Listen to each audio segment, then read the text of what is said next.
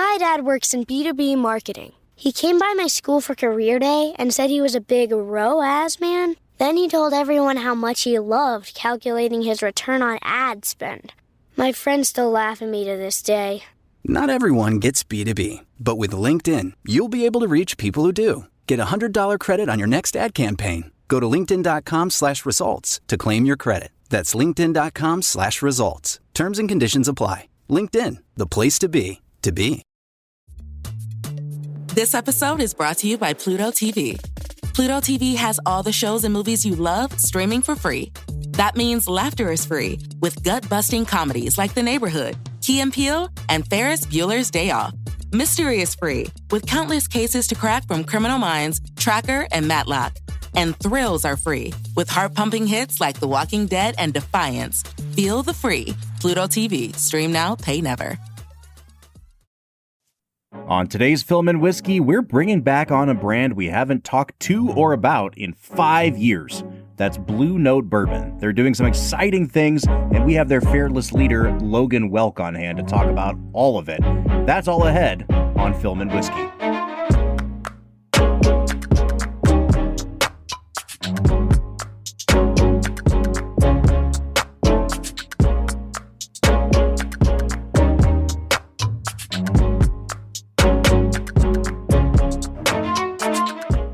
Well, hey there, everybody. Welcome into the Film and Whiskey podcast. I'm Bob Book, and I am flying solo today.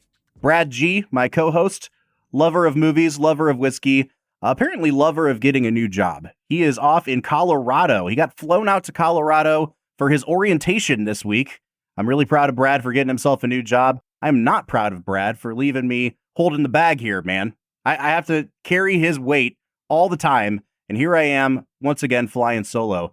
But in order to get into this episode, I need somebody to talk to. You guys know I can't just talk to a wall for 30 minutes at a time. And so we decided it's time for an interview. It's time for a bonus episode interview. And it's time for the return of a series that we haven't done on a while on this podcast. That's called My Favorite Movie. Today, we're going to be highlighting a brand that Brad and I tried 5 years ago on this podcast, April of 2020. We loved it then. We've heard even better things about it now. So we're bringing back on Blue Note Bourbon, and especially their fearless leader, Logan Welk. Logan, welcome into Film and Whiskey, man. Thank you for having me, man. Going back April 2020, it's there's been a lot that's changed since then. You're telling me, man, we had just entered lockdown. We had no idea how long it was going to last. And Brad and I were only about a year into the podcast at that time. And we thought, let's do something fun while we're in this short lockdown phase that we're going to be in. And so we did this series where we were watching purposely bad movies and pairing them with whiskeys, not bad whiskeys, but basically it was like, let's try to find the best whiskey we can to bail us out of how bad this movie is. And I don't know if you remember, but just before then, it was like the end of 2019, they came out with the movie version of the musical Cats. Oh, gosh, yes. So you guys have the... I'm a big Taylor Swift fan. I know she had an unfortunate role in that movie. You guys have the distinction of being paired up with Cats. So I'm doing what I can now here 5 years later to rectify that and to bring you back into a positive light, Logan. Wow. Wow, that's rough. I know, man. So I will say, I have heard through the grapevine that you guys, I don't want to say that you've reformulated your products since then, but that you've revisited this line of products. And we're specifically looking at least one product that we tried before, and that's your Juke Joint, which is kind of your flagship bourbon. Then we're also looking at the Crossroads and your Blue Note Rye, which I haven't had either one of before. I'm really excited about those two. Right. Yeah. No, I mean, from the 2019-2020 period, really everything you're tasting today is going to be completely different. I think it was really 2020 into 2021 that a lot of what exists today started to launch, but a lot of the markets back then were used to a lot of the Diageo juice in the products. And now everything that we've been doing since 2017 from a distillation perspective is with Green River. And now with Bardstown acquisition of them, Bardstown, Green River across the board. But yeah, the first one that you'll taste through is sort of we pitch it as like our everyday sipper. It's the Blue Note Juke Joint, just 93 proof, good product. And we're lucky enough to be in the rarefied class of platinum winners at San Francisco, which, if you're not familiar, is 3 consecutive double gold years. Which, like, it's not an exaggeration. Everybody strives for that award, and very few get it.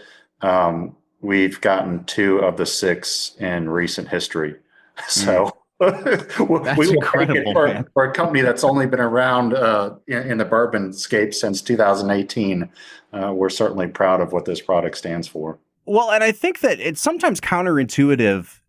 People think that when you're getting awards from bodies like San Francisco, you're probably submitting like a hazmat level single barrel.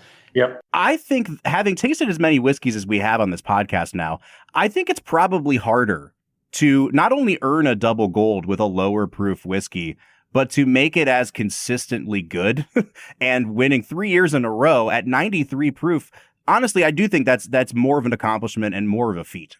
Yeah, no, I mean, it really is hard. And when you look at it, it's 93 proof. So you've got people's profiles that have really, I would say, elevated to a lot of cask strength products recently. But it's the consistency of batch after batch after batch. So, I mean, for us, there's 20 plus different batches between that first bottle that was submitted in 1 year and the other bottles later on. And you're going to see variability in the products that go into it. But ultimately, it comes down to us and our skill of blending and proofing out the products to have consistent quality in the bottle each time. And I'm with you. It's really cool to be able to point to, like, oh, you had an incredible single barrel. Like in, I think it was 2022, we had top 7 whiskey in the year from Whiskey Advocate, but it was a single barrel cask strength product, which is cool. But a lot of times that's the one-off uniqueness of that item. And to have it in a bottle you can go grab off the shelf anywhere, anytime for $30 in most markets, that's a pretty rare achievement. 100%. And I think that people get mad at us because we're constantly beating the drum of small batches versus single barrels, especially because kind of like our thing that we hang our hat on is when we're reviewing a whiskey, we'll look at it from 5 categories. And the first 4 are kind of your standard, nose, taste, finish, and balance. And then that 5th one is value. We really do value the consumer and the hard-earned dollars that people are paying. And sometimes we've had really good whiskeys that are just asking too much, and their SRP is set way, way too high. And so I think, first of all, you guys do it right, because I think this is priced beautifully. But I want to get back to the batching idea. So, like, when you guys are batching, what's your kind of like North Star? How many barrels are you looking for in a batch? Does it vary from batch to batch? Is it more about hitting the same flavor profile? Like, what's your guiding principles there? Yeah, I mean, so ultimately the batch sizes do vary from time to time. Some of that is candidly demand driven. So like if we're going into busier periods or slower periods, we'll adjust the blend off of that. But also whether it's younger product, older product, those ratios you're ultimately doing on a batch by batch basis. So like most of what we're doing right now, particularly for Juke Joint, is in that 40 to 60 barrel range, which compared to like a big producer is still extremely small. Compared to extremely small producer is kind of big. For us, it works out really well. And for us, it's also limited by some of the equipment we have and what we inherited. So for people that don't know, is the company's licensure goes back to 2014, but back then it was a vodka distillery. And we inherited some of their mash tuns and blending tanks. And for us, it was a little over 3,000 gallon tank. So that 3,000 gallon tank we modified and we're using for our blending tank. Well, that drives some of the batch sizes that we do. So it's kind of cool to see how some of those things have forced us down paths that otherwise we maybe wouldn't have chosen on our own. I love the notes I'm getting on this, man. It's really deep, and there's a ton of leather on here. It's got a nice dusty, peppery quality to it, not overly sweet. And I'm wondering, like, obviously you guys are branding everything with the blues and the location, and how does the flavor profile fit into your branding of like, this is the blues, this is Memphis? Do you know what I mean? Yeah, so it's really interesting too, is it's Memphis, it's blues, but I think what's really important is the environment itself. Like obviously you can go down the imagery of Beale Street, all the barbecue, things like that. And if you read into it, maybe you can pull out some of those flavor notes. But I think for us, what's important coming from Memphis is what the environment's actually doing, and seeing how those influences are actually coming through in the end product. So for us, you could either market it or you can have reality. We have the benefit of both. It's not marketing to say we have some of the purest water on planet Earth in Memphis. It's just a fact. We do. The Sands Aquifer provides us incredible water for our proofing. And then on top of that, the aging climate, which is such an important factor in what you're ultimately tasting, is so much more active aging in Memphis compared to leaving a product, say, in Kentucky. So a good example is we're aging 3 to 4 months per year more in Memphis than Kentucky. You compound that year after year, and because they're higher humidity, you're actually getting more oak interaction because the pressure builds more. And all of that is influencing ultimately what's coming through in the glass. So let me ask you this then, as a result, is there a temptation to say like, okay, we know that this is extracting for longer, so why don't we bottle this at 2 years instead of 3 years? Or is it like, is that temptation there? Or is it very much like, no, we'd rather release a 3 or a 4 year where you're getting 5 to 7 years worth of maturation out of it? Yeah, so it's a combination. Is ultimately you're getting that accelerated maturation, but you want to have a time cycle to hit a price point as well. And it's okay. We'll have other stuff that's got more age on it, so you'll come back out with 9-year plus products, and those will be closer. Maybe they're closer to 15-year-old tasting because of it. But really, it's that hard middle ground of price, accessibility, age, and then it's also, you've got an ideal state, and the reality is we have access, at least when the brands came out, to more 3-year-old than we did 6-year-old. So it was originally launched as a 3-year-old, and you kind of develop a profile that you blend to based off of that. But yeah, it's interesting how much more 4 and 5-year-old is going into some of these products than went in the early days. Listen, man, I got to be honest with you. I love talking with a guy that just says, hey, man, it was out of necessity. We had access to 3-year-old barrels. I'm not going to make up a story, you know? And that's the thing is if the product is good, I think people would honestly rather hear the truth than be like, well, I read that my great-great-grandpa held it for 3 years and a day, and after that is why he decided to dump it. It's like, no, there were necessities of a small business, and that ultimately those things drove a lot of the product decisions. And we've certainly made a lot of modifications along the way that have improved on it. But some of those core things in the early days are going to live on in these products forever. All right, tell me about this Crossroads, because this is not one that we've had on the podcast before.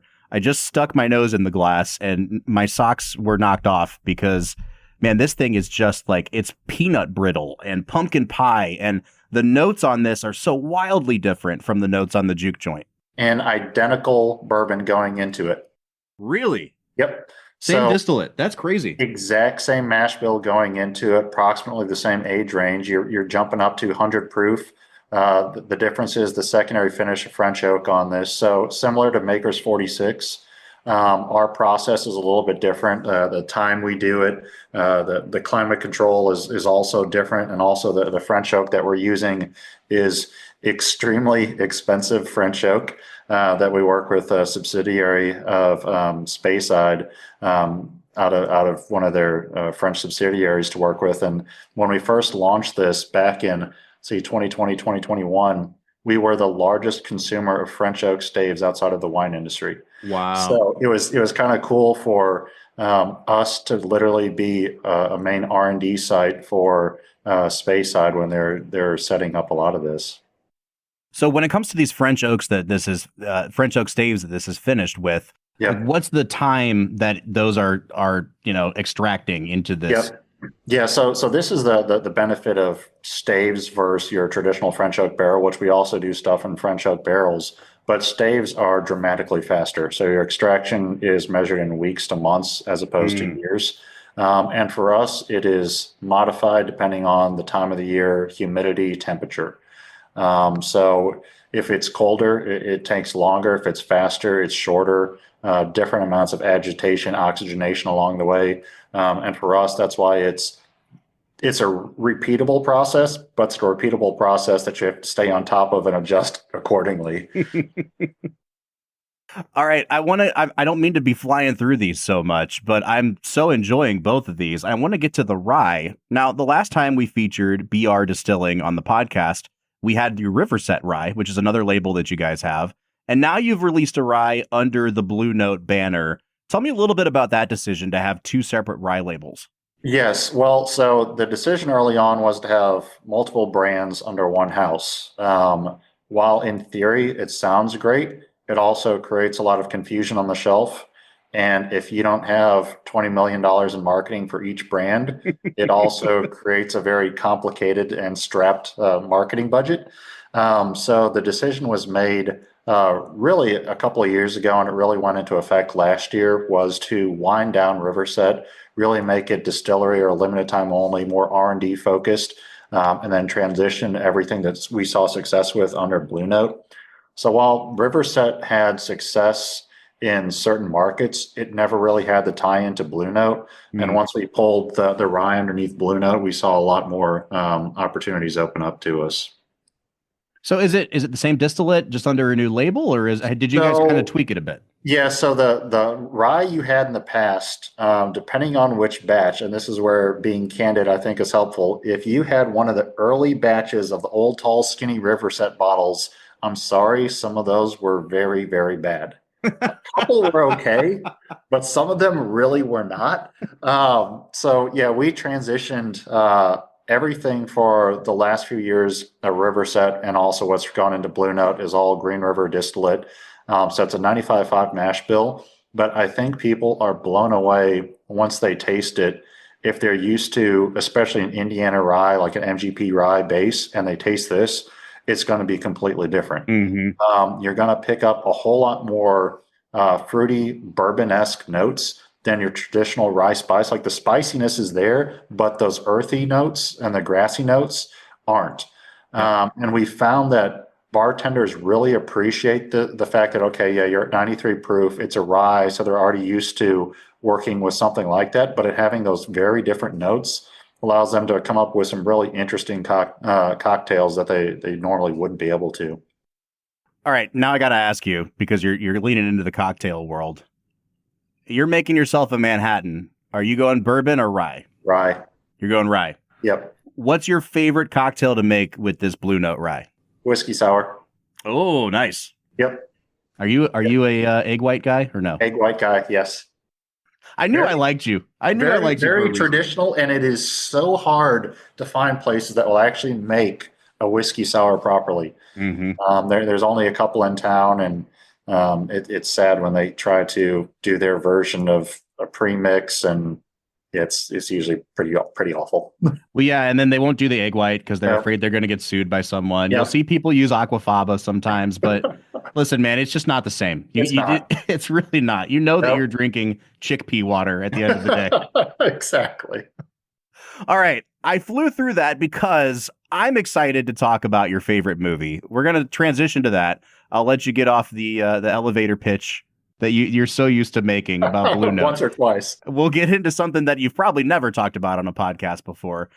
I have not cleared your favorite movie with anybody. I don't even know what it is yet. You're catching me off guard. So why don't you introduce our audience to your favorite film, Logan? So I think probably my favorite movie of all time would go back to Apollo 13. It's just one that always was driven to as a kid. There's, I would say, aspirations of being an astronaut at some point, doing space camp in grade school. But whether it's cinematography, music, all of it pulled together. And then I think Tom Hanks still didn't get an award from Apollo 13. He released Apollo 13 and the first Toy Story in the same year. Oh my God. And my guy got no recognition for it. Yep. Yeah, we reviewed Apollo 13 on the show a few seasons back, and I'm so glad you brought it up because it lets me get up on my soapbox again a little bit. But I don't think Ron Howard gets enough credit as a director. And listen, to be fair, like, he's made some stinkers. Like, no one's denying that.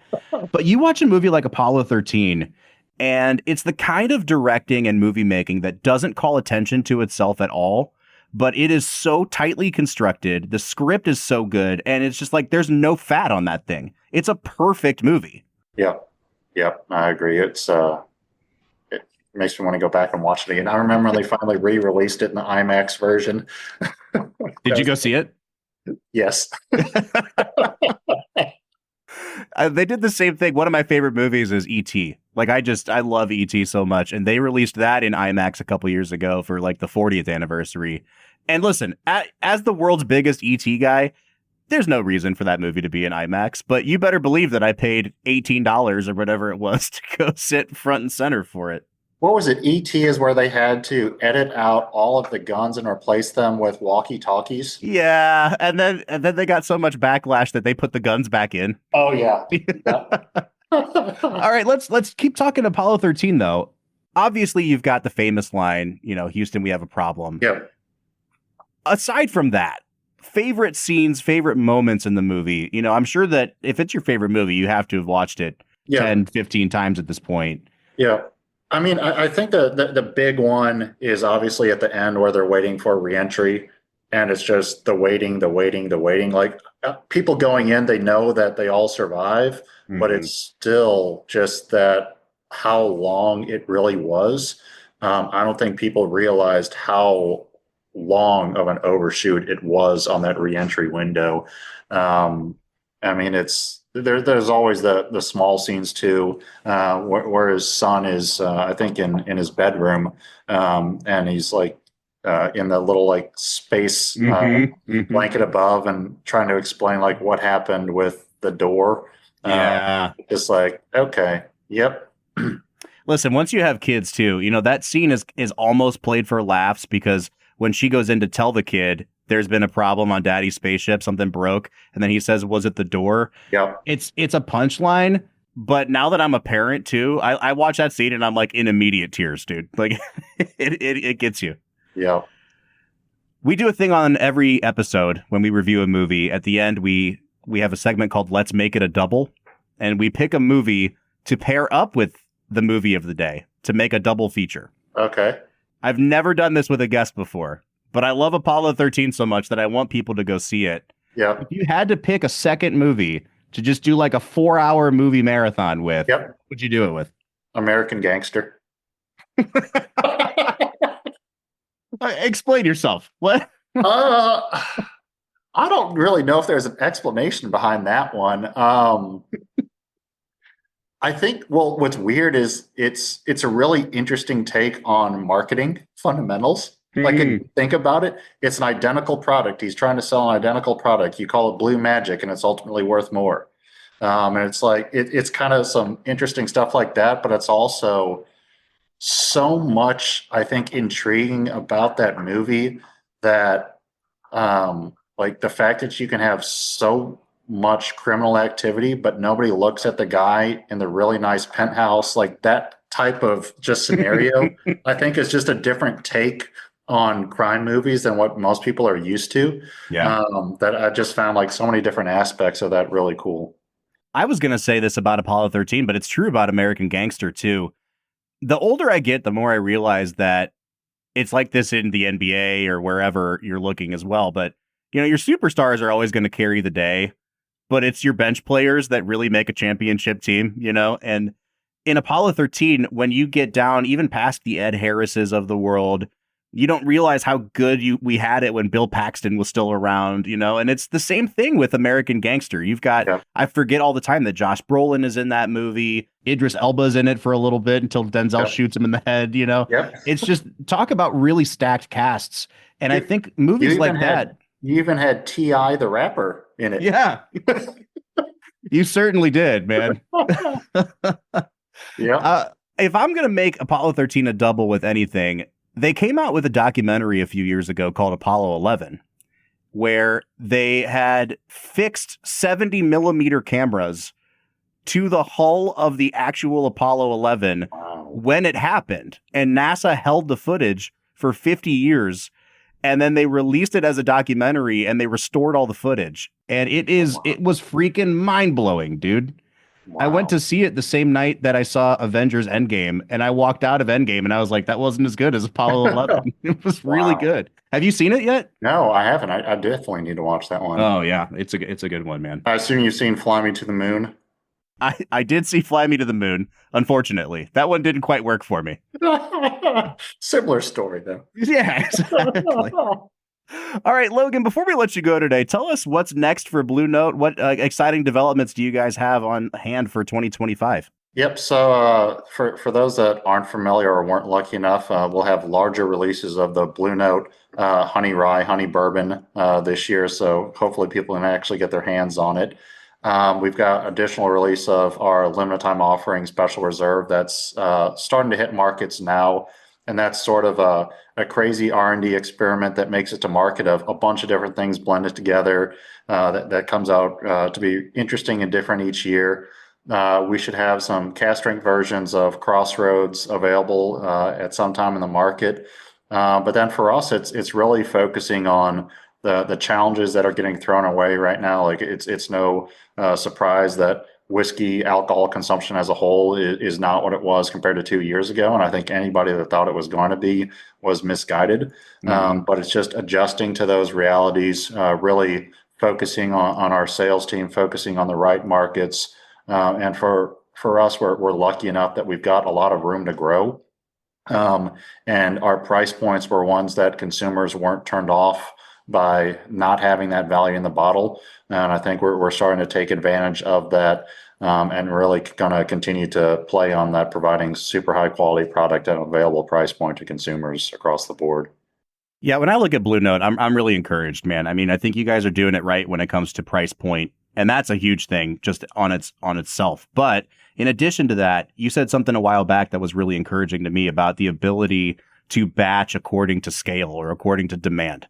And I think what we've seen so often and kind of disappointingly is these companies come out and kind of overshoot and think that they're going to become a player in the industry by overproducing, and they extend themselves too much. And now we're seeing, it's just today we had the Brown-Forman cooperage announce it's closing. The industry is going to get hit in these coming years, and it's going to take some really creative and frankly inventive ways of getting around some of these things in the industry. And it seems like you guys have positioned yourselves well for that. Yeah. And I think one of the things too is it's what is the data actually telling us? Because if you look at the pandemic, okay, was consumption actually as high as it was? Some people it was, others it was purchasing was extremely high. And that's where I'm not so sure that the negative news is as bad as people think it is. Like obviously purchasing is down, but it's reverting to, I think, a whole lot more normal and healthier level. And if consumption isn't down anywhere near as they think it is, I think we'll level off sooner than later. But I think so much of it is there was literally just years to decades of product purchased in a 2-year period. And to think that that was going to somehow never show up in the industry, I think was really short-sighted. And I think that's too where us being a product that's actually consumed versus set on a back shelf, we haven't had those same sort of negative impacts that some brands really have experienced. And it's not by luck. There were a lot of very hard and costly decisions made on our side to have a price point of a early stage company. There's literally millions of dollars lost on an annual basis to support that to consumers. But it's a decision we made for the long run.